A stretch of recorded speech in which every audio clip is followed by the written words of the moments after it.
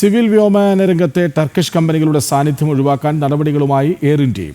Air ഇന്ത്യയുടെ wide body വിമാനങ്ങളുടെ maintenance, repair, overhaul സേവനങ്ങൾ നടത്തുന്നതിൽ നിന്നും ടർക്കിഷ് കമ്പനികളെ ഒഴിവാക്കും.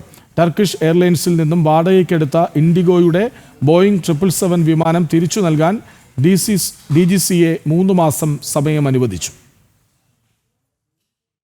ടർക്കിഷ് കമ്പനിയായ സെലബിയെ ഗ്രൗണ്ട് ഹാൻഡ്ലിംഗ് കാർഗോ വിഭാഗങ്ങളിൽ നിന്നും ഭാരതം വിലക്കിയിരുന്നു.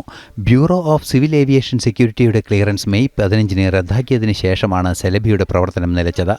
ഓപ്പറേഷൻ സിന്ധൂറിന് ശേഷം പാകിസ്ഥാൻ അനുകൂല നിലപാട് ടർക്കി സ്വീകരിച്ചതിനെ തുടർന്നാണ് കമ്പനികളെ ഒഴിവാക്കിയത്. സുപ്രധാനമായ മേഖലകളിൽ നിന്നും പൂർണ്ണമായും ഒഴിവാക്കുകയാണ് ലക്ഷ്യം. സമാന നീക്കവുമായാണ് എയർ ഇന്ത്യയുടെ നടപടികളും ആരംഭിച്ചിരിക്കുന്നത്. എയർ ഇന്ത്യയുടെ വൈഡ് ബോഡി വിമാനങ്ങളുടെ മെയിൻ്റനൻസ്, ഓവർഹോൾ, റിപ്പയർ സേവനങ്ങൾ നൽകുന്നതിൽ നിന്നും ടർക്കിഷ് കമ്പനിയെ ഒഴിവാക്കി. എയർ ഇന്ത്യ CEO ക്യാമ്പൽ വിൽസനാണ് ഇക്കാര്യം അറിയിച്ചത്. ടർക്കിഷ് കമ്പനിയിൽ നിന്നും ലീസിനെടുത്ത വിമാനങ്ങൾ തിരിച്ചേൽപ്പിക്കാൻ ഓഗസ്റ്റ് 31 വരെ DGCA ഇൻഡിഗോ വിമാന കമ്പനിക്ക് സമയവും അനുവദിച്ചു.